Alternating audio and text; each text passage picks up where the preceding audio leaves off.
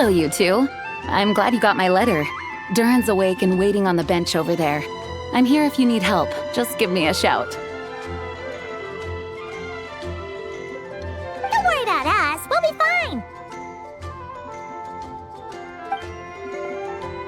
Oh, hey, you two. I just remembered what happened right before I passed out. Thanks for holding me back. I shudder to think what might have happened if you hadn't. I'm fine now. It's just... a lot of people seem to have forgotten me. Don't worry. We'll figure out a way to fix this. Why don't you start by telling us what happened? It felt so strange. After I realized no one recognized me anymore, I suddenly felt like I'd completely lost contact with my body. Abyssal power lies sealed within this body I inhabit. So when I lost my connection to it, I lost control of that power too. It wasn't until I heard everyone calling my name that I was able to reconnect with my body. You lost contact with your body? Does that mean there's something wrong with it? Sounds like we need Albedo more than ever. I don't think the problem lies in Albedo's alchemy. Huh. But then, why are people forgetting you? Guess that's what we need to figure out. That means we need Alice for sure. But it's been ages and she still hasn't been in contact. Now would be a really good time for a hint. How could the story's budding branches even hope to reach beyond the towering walls? Leaving the castle, the witch went off in search of the tallest, grandest tree in the whole world. High up in the canopy of that tree, she sought a resting place, a refuge where the little sapling might take root. Go to that place, for it was there that the sapling felt its first breath of wind. Huh? Was that another clue? Does that mean the story isn't over yet? Leaving the castle. It just occurred to me. If this story is all about my own experiences, then wouldn't what happened after I left Simulanka be part of it too? But how could she possibly know exactly what would happen? And even if she did, how could we know when the story was complete? Yeah. Since we can't reach Alice right now, we'll just have to get to the bottom of this ourselves. But first, we gotta figure out where this riddle wants us to go. The tallest, grandest tree in the whole wide world. Huh. The only place that ever gave me that feeling was the one I ended up in right after leaving Simulanka. They had great coffee there too, and so many books you'd never run out of things to read. Think about it. Our search in Mondstadt began in a library, right? Well, Sumeru City's got one of those too, and it's absolutely huge. What do you say? Should we try looking there? Huh. That does kind of make sense. And it's not like Paimon's got a better idea. Alright, let's just give Jean and the others a heads up first. Well, it sounds like you've got a plan, so I won't interfere. All I ask is that you stay safe. Albedo won't be back for some time, and until he is, we can't know for sure how dangerous Durin might be in his current state. I'm so sorry about what happened before. Believe me, I'm not blaming you, and neither is anyone else here. If anything, it's the opposite. We're all just worried about you. Worried? About me? Come with me. I want to show you something. As soon as they heard you were awake, they all hurried over to see how you were doing. You all came to see me? A little birdie told me you're working on finishing a storybook. So maybe all those people losing their memories is just a plot twist waiting to be resolved. Miss Lisa, you always seem to know how to put my mind at ease. Please, everyone, don't worry about me. When I get back, I'll find a way to complete my mother's story, and the one we started, too.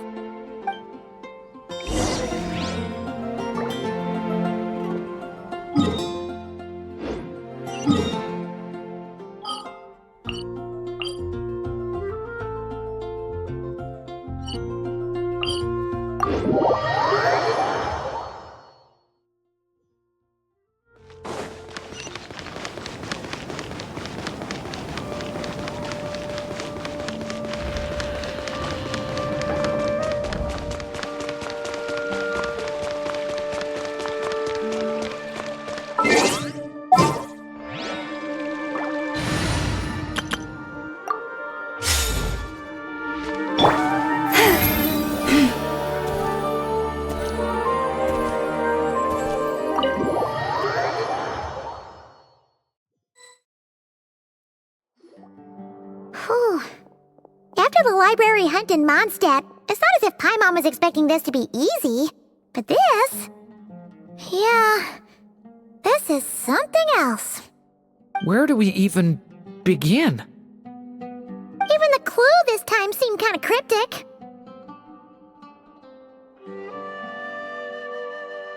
Yeah.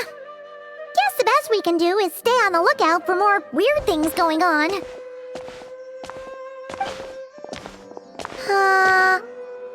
Huh? Sorry, what was that? I'm here to return Volume 5. According to the catalog, Volume 5 of this series is not available for loan. I can't accept the return of a book that was never checked out in the first place. Let me put it this way. My copy is complete. Yours, on the other hand, is missing large amounts of content. So you should swap it for mine instead. Sir, you have to understand. Managing a library is a serious business, and we have protocols in place for this kind of thing. I can't just replace an important volume in our collection based on nothing more than your word. Hey!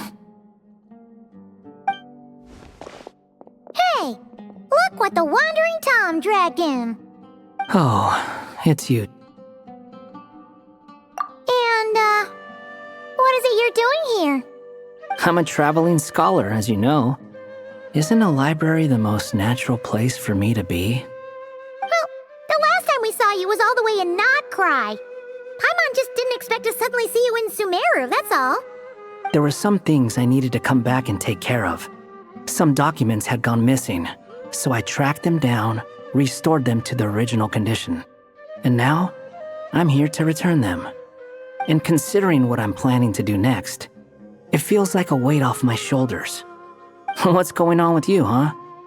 You look like a kicked puppy. Hat guy. Ah, at least you haven't forgotten about me.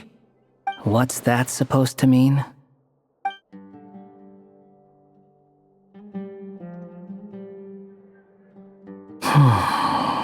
So it's been getting worse. Sounds like you know something we don't.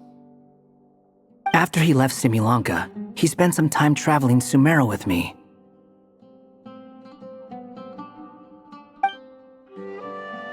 I was working on several texts at the time, and I stumbled upon something strange.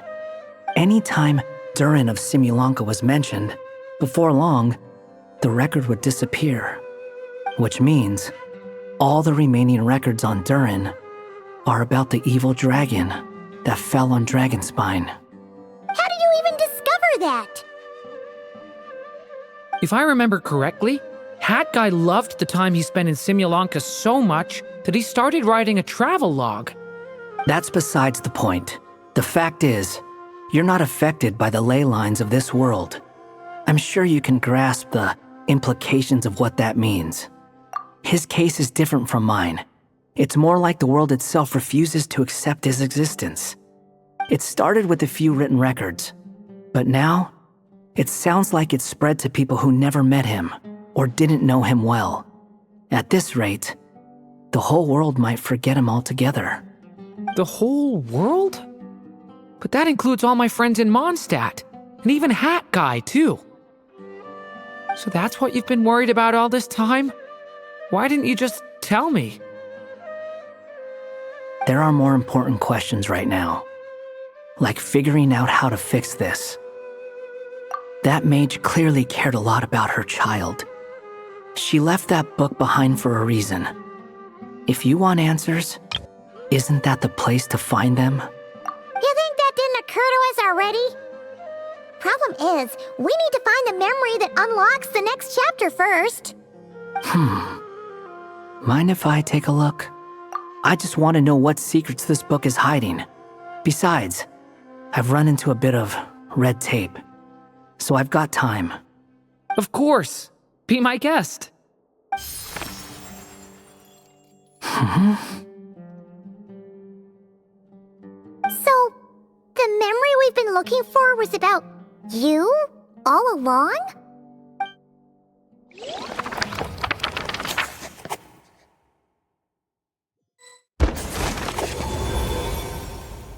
The little dragon became companions with a stray cat with dark blue fur. It was a friendship born of all they had in common. He left his castle at the stray's invitation, setting out to explore the world beyond its walls. There, he grew fond of the outside world, eager to make friends and share the story of his life. Taken by the dragon's story, the stray tried to write it down. But he soon realized that no matter how he tried, it would always warp into the evil dragon's tale.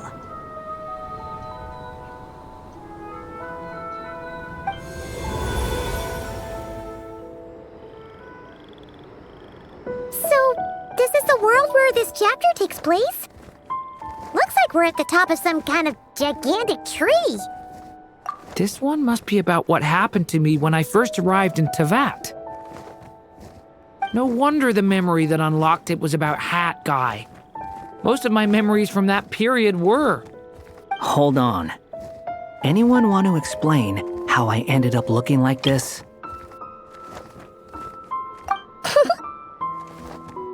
Maybe you've become a character in the story too. You see me as a stray cat? A wandering Tom, to be exact. You should count yourself lucky. Of all Durin's friends, your character is by far the most memorable. Maybe it's because I've known Hat Guy for longer, so my impression of him is more vivid than the others. Vivid? Then how come you haven't changed one bit? Guess that means the impression the traveler left was so vivid, it didn't need changing.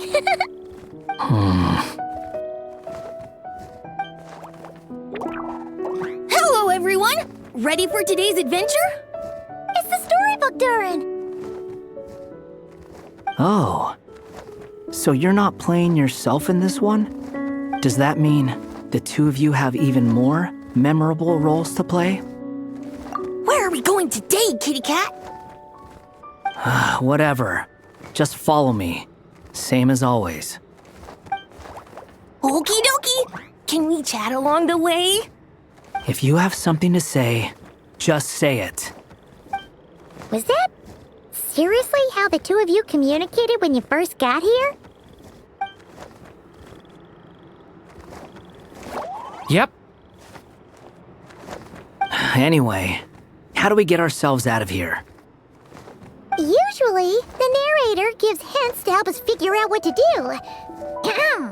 Speaking of which, about time we got some of those, don't you think?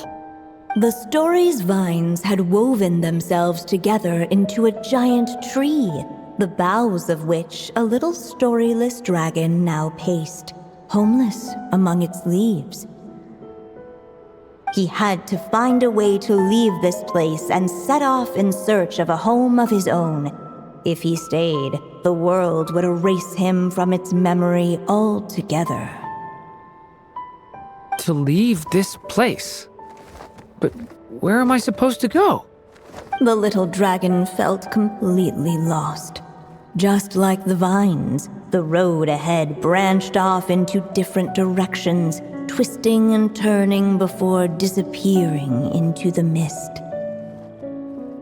But as luck would have it, a prophetess waited up ahead. Perhaps she might know where each path might take him.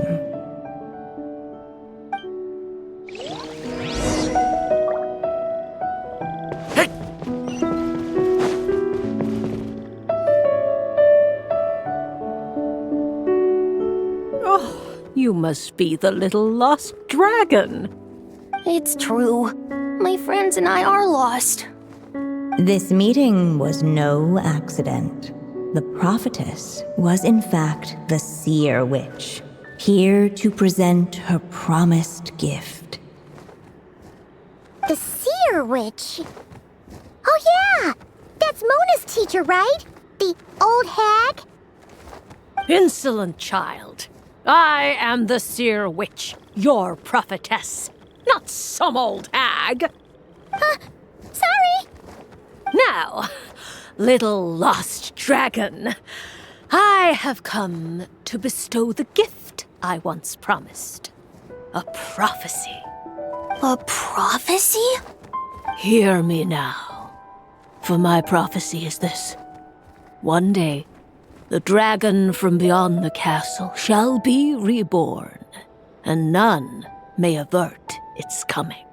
The wind took the prophecy and swept it off into the distance. And so, the little dragon was shown a path to wander.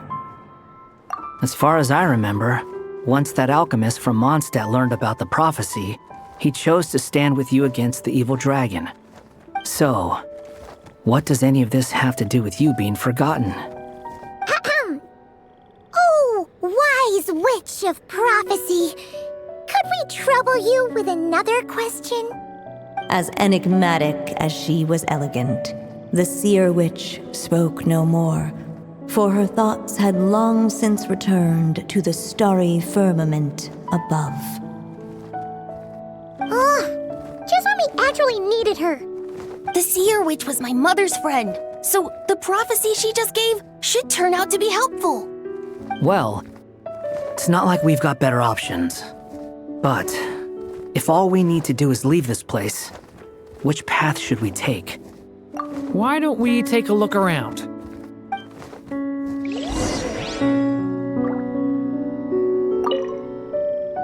As enigmatic as she was elegant.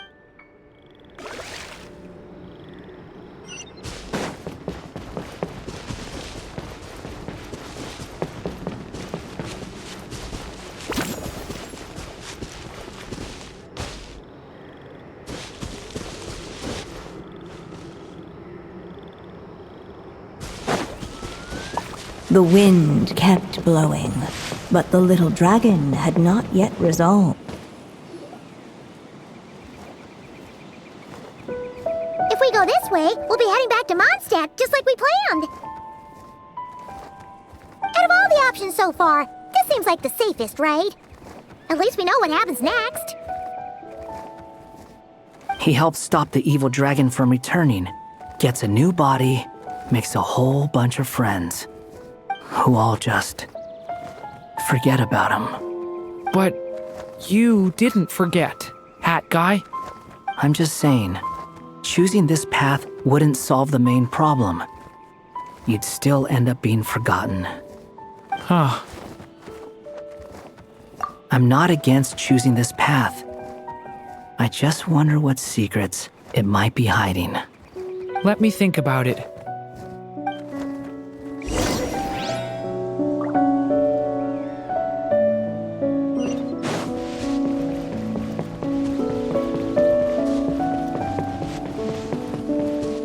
I still think you should keep going, little dragon. If you leave the castle, you can accomplish something amazing and make a bunch of friends along the way. Really? Then let's go! Unable to preserve his story, the little dragon wandered astray. Fortunately for him, a certain prophetess had left behind a prophecy to guide him. The wind took the prophecy and swept it off into the distance, and so the little dragon was shown a path to wander. Following the wind's guidance, the little dragon made his escape. In turn, the prophetess affirmed the little dragon's choice, leaving an extra secret as her parting gift. Now that you've made up your mind, I shall keep my promise by explaining fate's little trick. Long, long ago, the gods of the high heavens gave the world outside the castle a magic of its own. They called it storytelling. It was a magic of almost unshakable power that governed how people met, grew close, and understood one another. Each person had a story meant for them and them alone, one whose ending was written in the heavens long ago.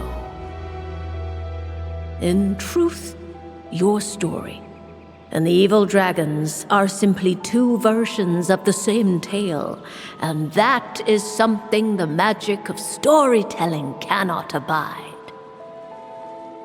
Beyond the castle's walls, your story cannot take root, for the evil dragon's tale has done so already.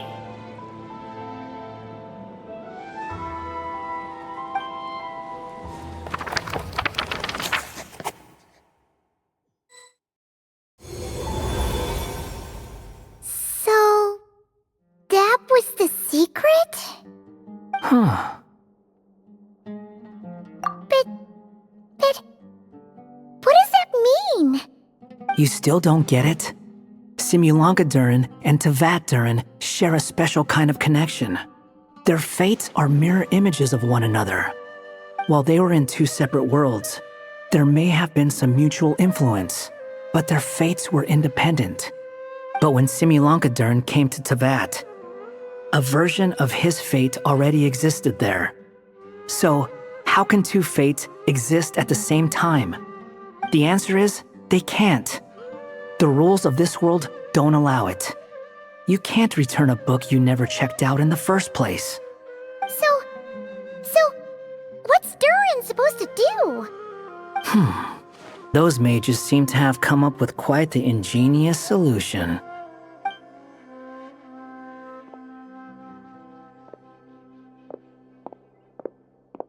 I'm here to make a return. As I said, there's no record of Volume 5 of this series ever being checked out. Then just think of this as Volume 6. Based on what I know, the author was planning on publishing another volume anyway. The catalog does have a slot reserved for Volume 6. So, this is it? Sure, let's go with that. All you need to know is, I'll be the one writing this series from now on. You...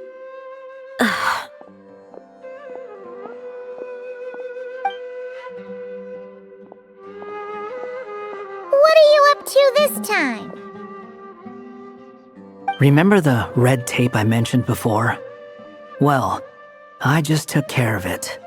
Now, I guess you'll be off to see your alchemist friend? It should be pretty obvious by now. He has the answers you're looking for. Well, we do have a whole bunch of things to confirm with Rubedo, that's for sure. But didn't Jean say he'd be gone for quite a while? I'll join you.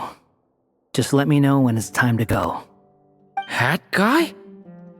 Don't sound so surprised. I'm part of this story too, aren't I? I'm just playing my role. Well, yeah. But it's not that. I just feel like you want to help, but something's holding you back. When I first realized you were being forgotten by the world, I thought it might be because you spent too much time with me. I even thought cutting our ties might be the only way to fix it. Why would you think that?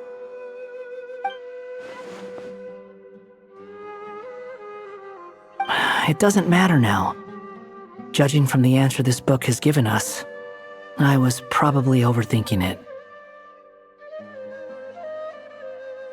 Just as well, with the ley lines rejecting him like this, the people who still remember him are his only remaining connection to this place. If that last fragile tie was broken, who can say what devastation his unbound body might unleash? And to think I'm one of the people keeping you here, instrumental in helping change your fate. Can't say I saw it coming. Well, if it's good enough for Hat Guy, it's good enough for me. After all, he is about as odd as humans get. Excuse me? With some people, even if you try asking a simple question, they'll always give you a complicated answer. And the more you ask, the more complicated it gets. Truth is, Hat Guy's just that kind of guy. Whatever. All I needed was a yes or no, so we can quit it with all the back and forth.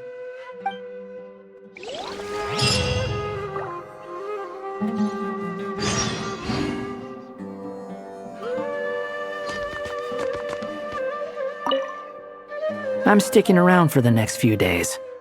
So, when it's time to go, you know where to find me.